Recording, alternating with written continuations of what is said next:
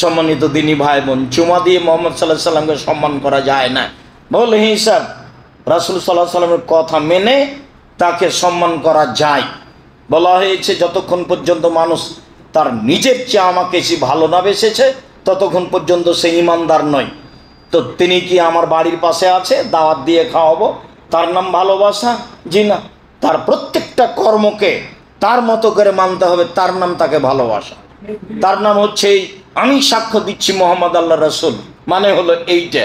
নিজের মতো মানার নাম একেবারে দাড়ি চেঁচে সিগারেট হাতে নিয়ে ট্রাকের উপরে উঠে মিলাদুন্নবী পালন করছে, বিশাল ব্যাপার।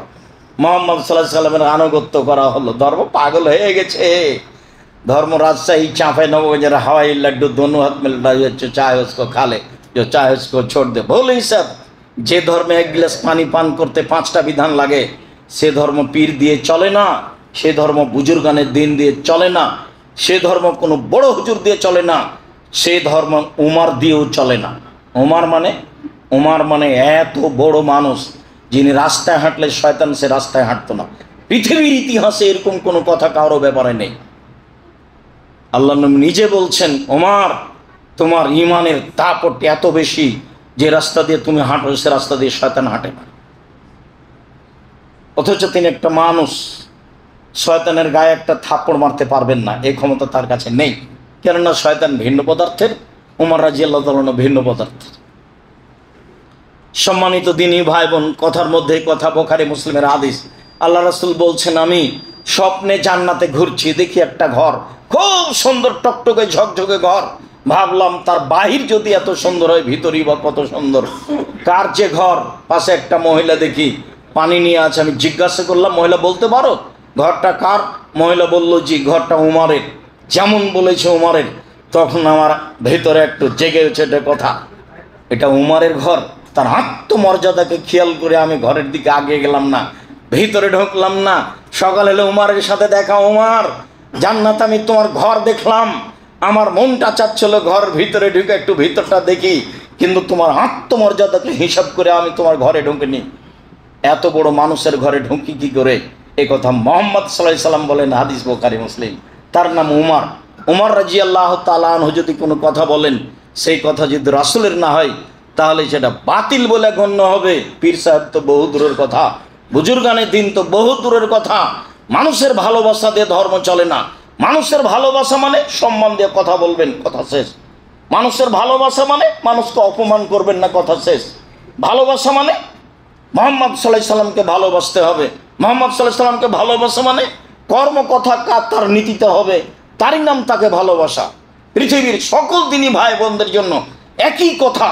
মুহাম্মদ সাল্লাল্লাহু আলাইহি সাল্লাম এসেছিলেন মানুষকে জীবিকা নির্বাহ করতে হবে তার পদ্ধতিতে। এই জন্য সম্মানিত দিনী ভাই বোন, বলছিলাম আজানের ইতিহাস যা পূর্বে ছিল। আনাস রাদিয়াল্লাহু তাআলা আনহু বলেন, যাকারুন নারা ওয়ান নাকুশা, আজান দিব বলে একটা বৈঠক সাহাবীগণের হলো। বৈঠকে সাহাবীগণ আলোচনায় বললেন, এক কাজ করা হোক, আগুন জ্বালানো হোক, আগুনটা জোরে জ্বলে উঠবে, আশেপাশের লোক দেখবে, চলো সলাতে যাই, টাইম হয়েছে। আগুন দেখে কেউ বলল, এটা কেমন হলো? তাহলে এক কাজ করা হোক, বাঁশিতে সে ফোঁক দেওয়া হোক, এই শব্দ শুনে মানুষ সলাতে আসবে। এগুলো আলোচনার পর্যায়ে এক পর্যায়ে বলা বলি হলো, এগুলো হবে না একটাও। কেন? তো আগুন তো খ্রিস্টানদের কাজ, বাঁশি তো ইহুদিদের কাজ, তাহলে আমাদের সলাতে ডাকার পদ্ধতি ইহুদি খ্রিস্টানদের সাথে মিলে যাবে? তা কেমনে হয়? এইটুকু বলার পরে ফাউমেরা বেলালুন, বেলালকে আদেশ দেওয়া হলো। মানে যায়েদ ইবনে আব্দে রাব্বিহি স্বপ্নে দেখেছিলেন, উনি স্বপ্নে দেখছেন যে একটা লোক একটা বাঁশি সিংহা, একটা বাঁশি ঘাড়ে করে নিয়ে চলে যাচ্ছে। তো যায়েদ ইবনে আব্দে রাব্বিহি বলছেন, এটা একটু দেন না, বিক্রি করেন না। বলে কি করবেন? বলে আমরা সলাতের জন্য এটা দিয়ে ডাকবো মানুষকে। বলে এটা নেবেন, এর চেয়ে ভালো বলে দিই কি? হ্যাঁ বলেন তো, সেটা কি? তো আজান বলে দিলেন। তো ঘুম থেকে উঠে তাড়াহুড়া করে রাসূলের কাছে যাচ্ছে। তা আল্লাহ রাসূল বেলালকে বলছেন, বেলাল আজান দাও। তো উমর রাদিয়াল্লাহু তাআলা শুনে খুব দৌড়িয়ে আসছেন। আল্লাহ রাসূল, কি ঘটনা? এইভাবে আজান মানে? আমিও স্বপ্নে দেখেছি আজান। হ্যাঁ ঠিক আছে, তোমাদের স্বপ্ন সত্য, বেলাল আজান দাও। ফাউমেরা বেলালুন আই ইয়াশফাল আজানা, তা আল্লাহর নবী বেলালকে আদেশ করলেন ডবল ডবল দুইবার দুইবার করে আজান দিবে। একামা মাররাতা ইউতেরেল একামা, একবার একবার করে একামাত দিবে। হাদিস বুখারী মুসলিম। যদিও ভারত বাংলাদেশ পাকিস্তানের শতকরা 95টা মসজিদেই ডবল ডবল আজান, ডবল ডবল একামাত। অত্র বুখারী মুসলিমের হাদিসে প্রমাণ হয় যে ডবল আজান আর একবার করে একামাত। আব্দুল্লাহ ইবনে উমর রাদিয়াল্লাহু তাআলা আনহু বলেন, কানাল আজান আলা আহাদি রাসূলিল্লাহ সাল্লাল্লাহু আলাইহি ওয়াসাল্লাম মাররাতাইন মাররাতাইন। রাসূলের যুগে আজান ছিল দুবার দুবার করে, অল একামা মাররা মাররা, আর একামাত ছিল একবার একবার করে। একাধিক হাদিস এ ব্যাপারে রয়েছে। আবু মাহাজুরা রাদিয়াল্লাহু তাআলা আনহু বলেন, আন্না রাসূলুল্লাহ সাল্লাল্লাহু আলাইহি ওয়াসাল্লামুল আযানা 19 কালেমা ওয়াল ইকামা 17 কালেমা।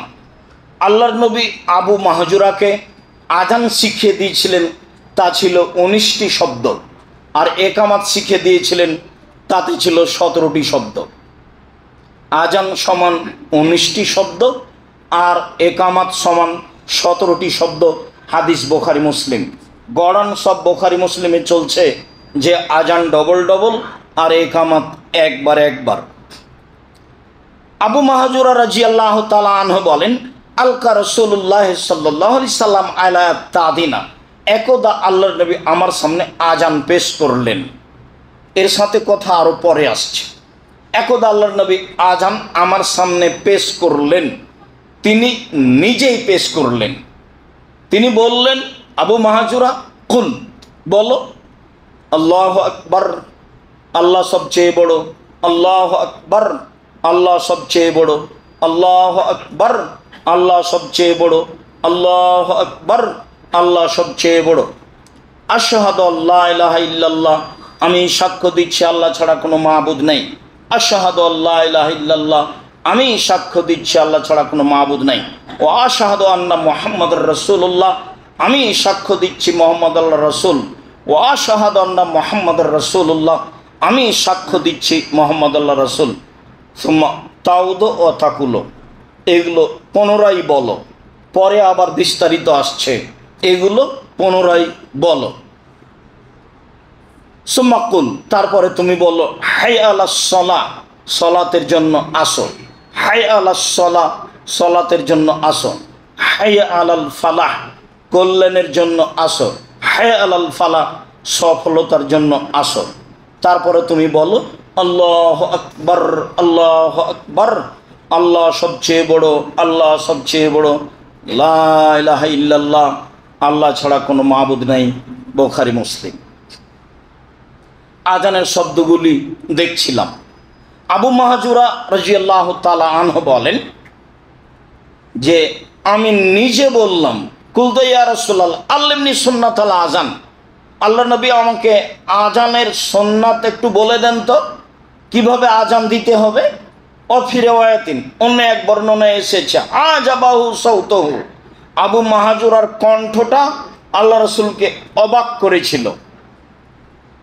ছেলে মানুষ রাস্তায় আরো 5 জনের সাথে খেলাচ্ছে, তো এই আজানের শব্দগুলিও এমনিতেই নকল করছে, ছেলেরা যেভাবে খেলায় সে নিয়ে। তো তার কণ্ঠটা আল্লাহ রাসূলকে খুব ভালো লেগেছে, তো আল্লাহ রাসূল তাকে ধরে আজান শিখিয়ে দিয়েছিলেন। এখানে আবু মাহজুরা বলছে আল্লামনি সুন্নাতাল আজান, আল্লাহ রাসূল আমাকে আজানের পদ্ধতি শিখিয়ে দেন। যেমন বললেন আমাকে আজানের পদ্ধতি শিখিয়ে দেন, তখন আল্লাহ রাসূল বলছেন তাকুলো, তুমি বলো আল্লাহু আকবার, আল্লাহু আকবার, আল্লাহু আকবার, আল্লাহু আকবার। তারফাও বেহা সাওতাকা, কণ্ঠ উঁচু করে বলো। যত জোরে কণ্ঠ দেওয়া যায় তুমি তত জোরে এই আল্লাহু আকবার বাক্যগুলি বলো। এরপরে তিনি বললেন যে অতাকুলো, তুমি বলো আশহাদু আল্লা ইলাহা ইল্লাল্লাহ, আশহাদু আল্লা ইলাহা ইল্লাল্লাহ, আশহাদু আন্না মুহাম্মাদুর রাসূলুল্লাহ, আশহাদু আন্না মুহাম্মাদুর রাসূলুল্লাহ। তাকফেজো বেহা সাওতাকা, কণ্ঠ নিচু করে ধীরে বলো। সুম্মা তারফাও বেহা সাওতাক, আও বিশাহাদাত, এবার খুব জোরে বলো শাহাদাত। তাহলে এই পদ্ধতি অনেক জায়গা থেকে ছুটে গেছে, কোনো কোনো জায়গায় বলা হয়। আবার একটু খেয়াল করেন, আল্লাহু আকবার, আল্লাহু আকবার, আল্লাহু আকবার, আল্লাহু আকবার, এটা হলো তার গতি অনুযায়ী জোরে, তার শারীরিক, তার কণ্ঠ গতি অনুযায়ী যেভাবে সম্ভব জোরে। তারপরে সাক্ষ্য দেয় চুপে বা ধীরে, আশহাদু আল্লা ইলাহা ইল্লাল্লাহ, আশহাদু আল্লা ইলাহা ইল্লাল্লাহ, আশহাদু আন্না মুহাম্মাদুর রাসূলুল্লাহ, আশহাদু আন্না মুহাম্মাদুর রাসূলুল্লাহ। এরপরে বলছেন তারফাউ সাওতাকা বিশাহাদা, এই সাক্ষ্য এবার তোমার যত জোরে সম্ভব হয়, মানে আল্লাহু আকবারের মতো করে এই সাক্ষ্য দাও, এটা সুন্নাত। মানে সাক্ষ্য দেয় প্রথমে হবে ধীরে, তারপরে হবে জোরে। এরপরে ফাতাকুল, তুমি বলো হাইয়া আলাস সালাহ, হাইয়া আলাস সালাহ, হাইয়া আলাল ফালাহ, হাইয়া আলাল ফালাহ। ফাইন কানা সলাতু সুবহে ফাতাকুল, যদি সলাত ফজরের হয় তাহলে তুমি বলবা আস-সলাতু খায়রুম মিনান নওম, আস-সলাতু খায়রুম মিনান নওম, সালাত ঘুমের চেয়ে উত্তম, সালাত ঘুমের চেয়ে উত্তম। সুম্মা তাকুল, তারপরে তুমি বলবা আল্লাহু আকবার, আল্লাহু আকবার, লা ইলাহা ইল্লাল্লাহ। আবু মাহাজুরাকে রাসূল সাল্লাল্লাহু আলাইহি সাল্লাম আজানের পদ্ধতি শিখালেন, যা আমরা বুঝতে পারলাম এইভাবে আজানের পদ্ধতি। আর একামাত একবার একবার আল্লাহু আকবার, আল্লাহু আকবার, আশহাদু আল্লা ইলাহা ইল্লাল্লাহ, আশহাদু আন্না মুহাম্মাদুর রাসূলুল্লাহ, হাইয়া আলাস সালাহ, হাইয়া আলাল ফালাহ, কাদ কামাতিস সালাত, কাদ কামাতিস সালাহ, আল্লাহু আকবার, আল্লাহু আকবার, লা ইলাহা ইল্লাল্লাহ। এটাই হচ্ছে একবার একবারের অর্থ। সম্মানিত দিনী ভাই বোন, বলছিলাম রাসূল সাল্লাল্লাহু আলাইহি সাল্লামের শিখে দেওয়া পদ্ধতিতে আজান। আবু কাতাদা রাদিয়াল্লাহু তাআলা আনহু বলেন, রাসূল সাল্লাল্লাহু আলাইহি সাল্লাম বলেছেন, এজা উকিমাতিস সালাহ, যখন আজানের পরে একামাত দেওয়া হবে, ফালা তাকুমু হাত্তা তারাউনি কাদ খারাজত, তো একামাত দেওয়া হলেই দাঁড়ায়ও না, একামাত দেওয়া হলেই দাঁড়ায় না যতক্ষণ পর্যন্ত আমাকে না দেখেছ। তবে একামাত শুরু হলে আরো হাদিস অনুযায়ী দাঁড়ানো যায়। আর এখন অধিকাংশ মসজিদে ইমাম বলছে যে দাঁড়ান, তো সবাই যখন দাঁড়িয়ে লাইন ঠিক হয়ে গেছে তখন মুয়াজ্জিন একামাত দিচ্ছে। তো এই একামাত এখন কি করবেন, একামাত তো বাদ পড়ে গেছে, মানে একামাতের তো কাজ শেষ। তো মানুষ তো এমনি দাঁড়িয়ে গেছে, মানে সুন্নাত কিভাবে উল্টে আছে। আর ইমাম সাহেব তো কেবলার দিকে মুখ করে আছেন বাসাতের পাগড়ি পরে, ইনি যখন একামাত কাদ কামাতিস সালাত বলবেন তখন তিনি আল্লাহু আকবার বলবেন। অথচ কোনো এক সময়ে বলেছি, এখানেই বলেছি, মুহাম্মদ সাল্লাল্লাহু আলাইহি সাল্লাম 23 বছর যাবত ইমামতি করেছেন। 23 বছরে কোনো একদিন কোনো এক ওয়াক্ত সালাত, আপনারা কাতার সোজা করুন, প্রাচীরের মতো হয়ে দাঁড়ান, ফাঁকা বন্ধ করুন, এই কথা না বলে সালাত শুরু করেছেন। এর প্রমাণ কিয়ামত পর্যন্ত দিতে পারবেন। অথচ আপনার মসজিদে ইমাম সাহেব একদিনও বলেন,